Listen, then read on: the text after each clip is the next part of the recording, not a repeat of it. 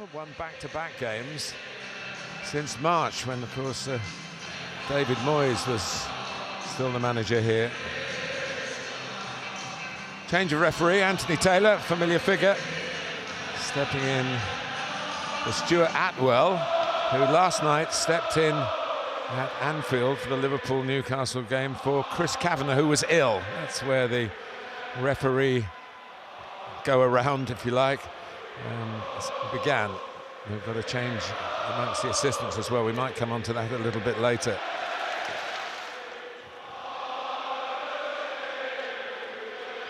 The traditional opening, the bubbles being blown from the machines down beneath us. And, Leicester trying to burst the West Ham bubble from last weekend. It was a fantastic result for the Hammers.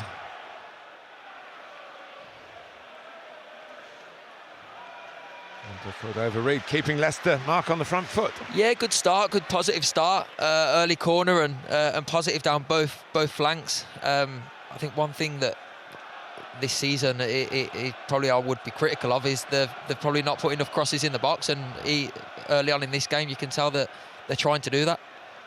There's a cross there, certainly from Christensen. Ndidi with a skimming shot, Areola down quickly. He's landed a few in his time as a Leicester City player. Used to Thursday night football here, of course, in their European adventures, winning a trophy a couple of years back. Might feel like a trophy if they get the 3 points here.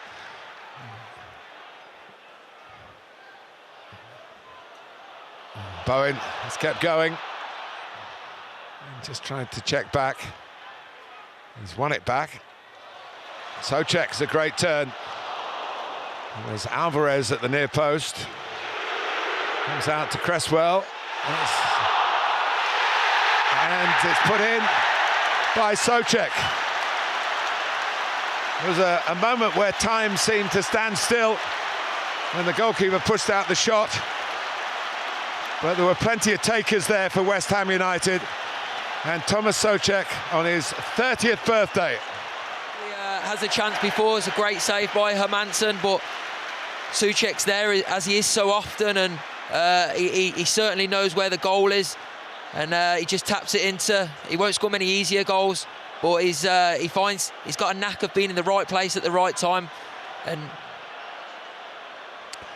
VAR confirming that the goal stands. Soucek was actually played a big part getting to the byline in the build-up, and then Kudus got to it, and then Hermansen did well to keep it out, but Cresswell, the crowd were saying shoot, Mark, weren't they? Yeah, well, it's a poor clearance by James Justin in the first place where it comes to Cresswell, but Cresswell's obviously very dangerous from them positions, and this crowd have seen him strike many a ball from round there successfully, and this time he just puts it into an area, and there's bodies there, and they're first to react.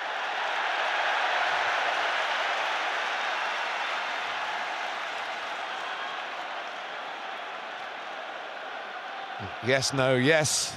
You're probably not used to on a week-to-week basis. That's your first real experience of it. Yeah, we had some really good nights. Here's ward-prowse. Bowen being encouraged to shoot. Just shifted the ball minutely just to try and make an angle, pathway through. And Potter impressed. It forces mistakes from Leicester, and it's very difficult to string a few passes together, and I think if you don't string the passes together, you're going to struggle to get out. It's too long from Kudus. Well, there was a deflection on it, so it is a corner. Really demoralising for your old club. And they have done. Well, it's Jarrod Bowen who squeezed it in. Who else? There didn't seem a pathway to 2-0. But 2-0 it is. And he knows not just the fact that the goal has been scored, but the timing of it, the nature of it. You can see the frustration and you fully understand it. It's just too easy. It's too easy from a Leicester point of view. It's not a great ball in. Bowen keeps it alive and just slides one across. That has to be stopped. That has to be stopped from a defender. They have to close down, but brilliant from Bowen. He reacts. Like we said in the first goal, he's the first one to react. He's the first one to get his body there and wiggle free, and he slides a great ball over. Corner for Leicester. Still in a position where 2-1 would make it very interesting, give them a fighting chance. And comes off the man who's trying to score at the right end, at the same end of the ground, so to speak. But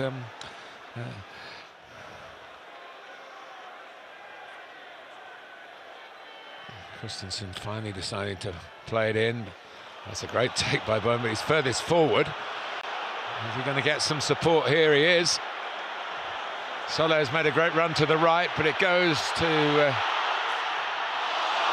a complete chance. I think if you're watching this game tonight, you're not going to be too worried that they're going to pose a threat in terms of staying up. So I think that's where you've got to be better from a Leicester point of view. I think it is something you have to be better with. You could instantly see the change in West Ham's play, and they did play well for most parts of that, especially in the first half. There was by far the better team, and they've not really built on that since then. They've done it in bit parts, but not fully. And these back-to-back wins will do the world of good. Yeah, confirmation back-to-back wins for West Ham United. First time this season, first time for a year. Yet another setback for Ruud van Nistelrooy and his Leicester team, where they did their best, but the best was nowhere near good enough, particularly when they found themselves 2 goals down at half-time. Thomas Soucek on his 30th birthday, poaching the first, and what Jarrod Bowen really set up for number 2, which has gone down as a Vestergaard own goal. And not a hard night's work for West Ham. That'll be perhaps the biggest criticism laid at Leicester City, who are beaten again by 2 goals to 0.